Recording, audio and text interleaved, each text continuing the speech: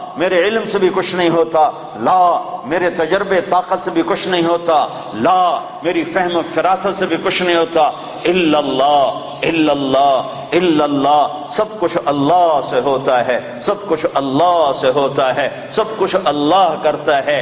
بھائیو یہ ایمان سیکھنا پڑتا ہے۔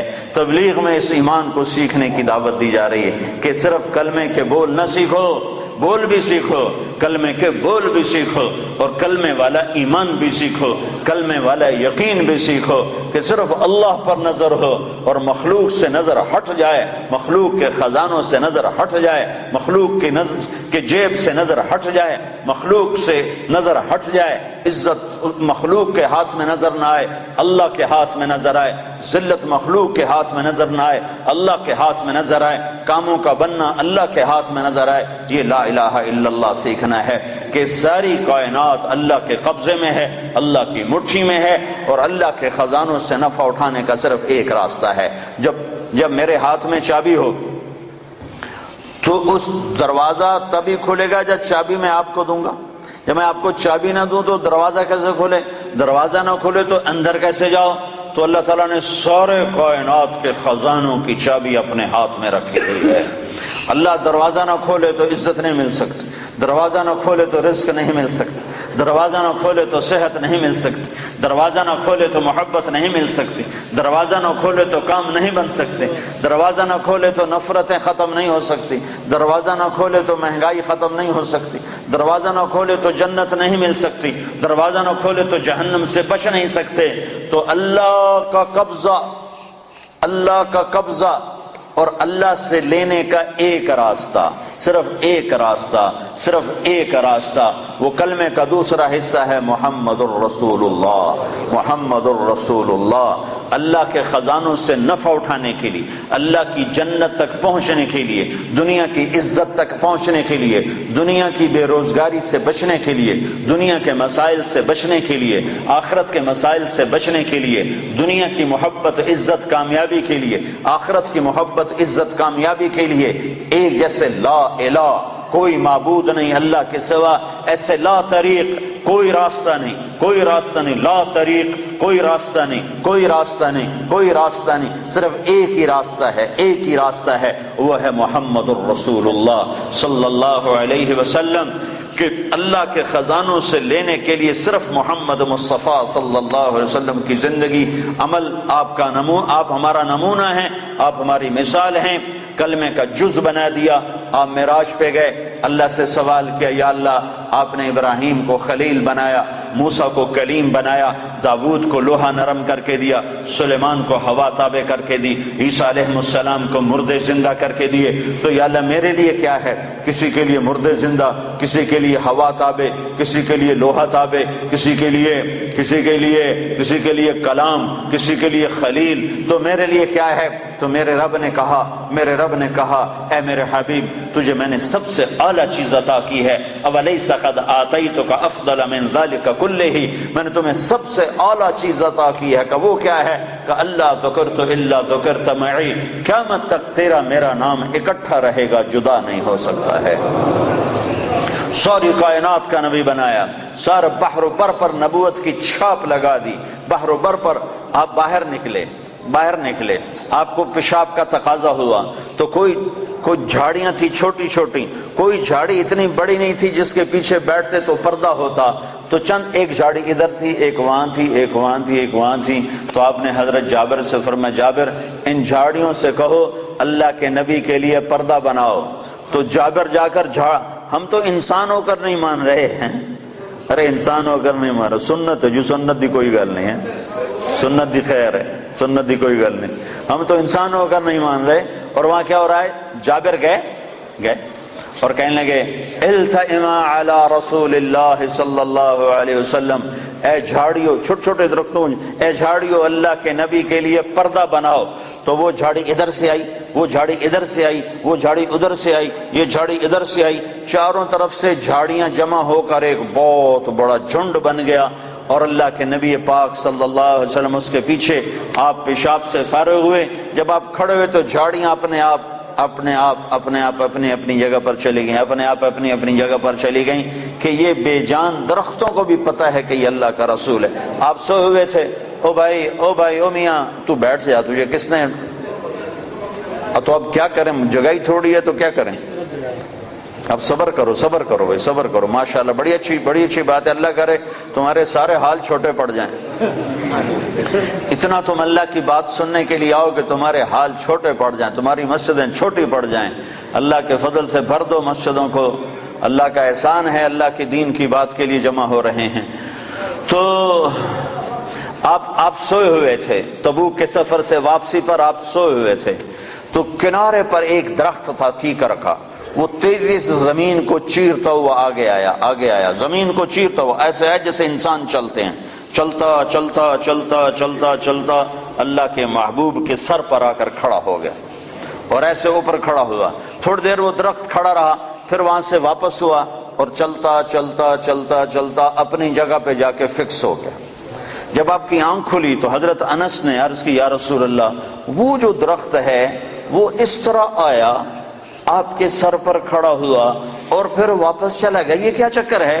تو آپ نے درخت کو یوں دیکھا تو آپ نے فرمایا، یہ درخت مجھ سے دور تھا، یہ میرا دیدار کرنا چاہتا تھا، تو اس نے اللہ سے درخواست کی، یا اللہ تیرے نبی کا دیدار کرنا چاہتا ہوں، تو اللہ نے اس کو اجازت دی، تو وہ وہاں سے چلا اور آیا اور میرا دیدار کر کے واپس گیا۔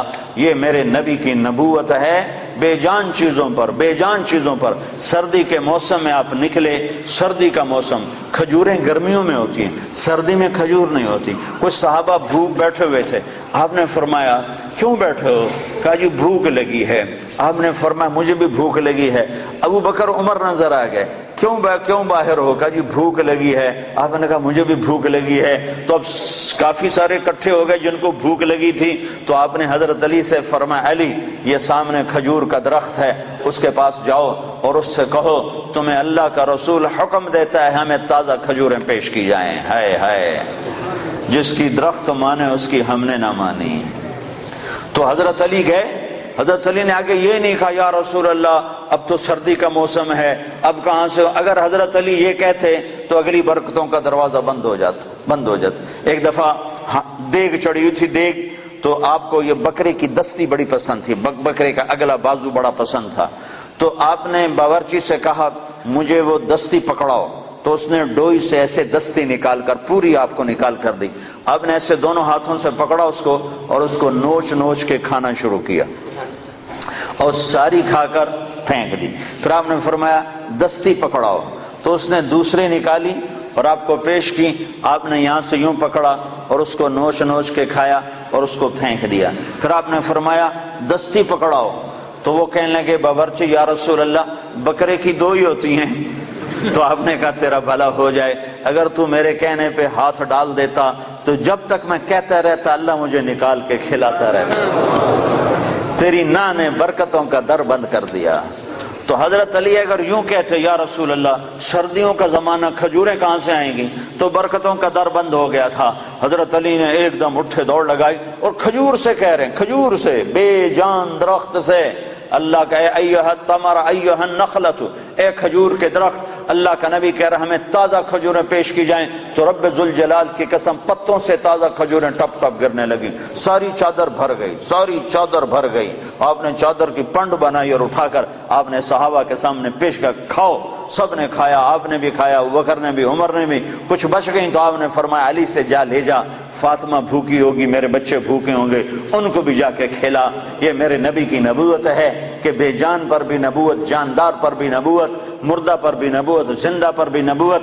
ایک بدو گوہ ایک جانور ہے، اتنا بڑا ہوتا ہے جتنا میرا بازو ہے، اتنا بڑا ہوتا ہے، وہ چھپکلی کی طرح ہوتا ہے، چھپکلی سے کوئی 10-15 گنا وہ بڑا ہوتا ہے، 20 گنا بڑا ہوتا ہے۔ گوہ بڑا خوفناک سا جانور ہوتا ہے، جنگلوں میں ہوتا ہے، صحراؤں میں ہوتا ہے، تو عرب وہ کھایا کرتے تھے اسلام سے پہلے۔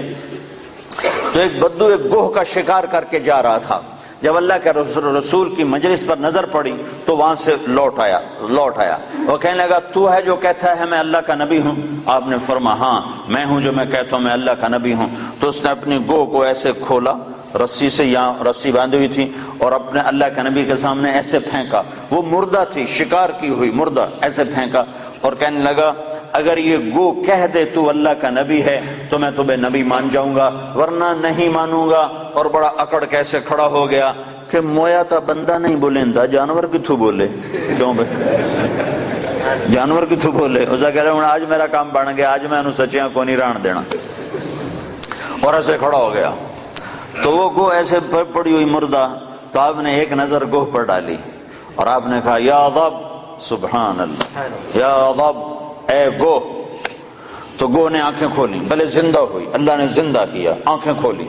جانور بولا نہیں کرتے، گوہ نے سر اٹھایا اور عربی زبان میں خوبصورت انداز میں نعرہ لگایا لبیک۔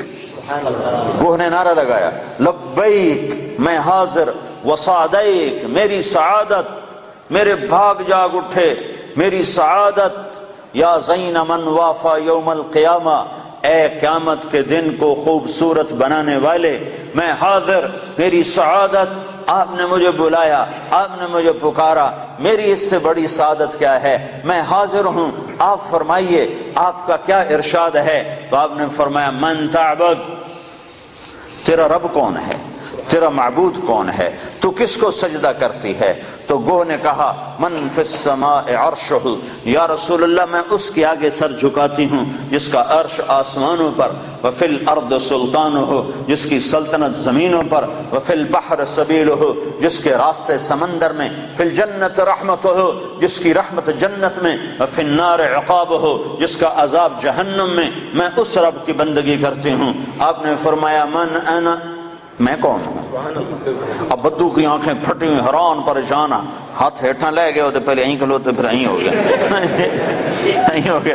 تو آپ نے فرمایا من انا، میں کون ہوں، میں کون ہوں؟ تو گوہ نے کہا انت رسول رب العالمین، آپ رب العالمین کے رسول ہیں، سبحان اللہ۔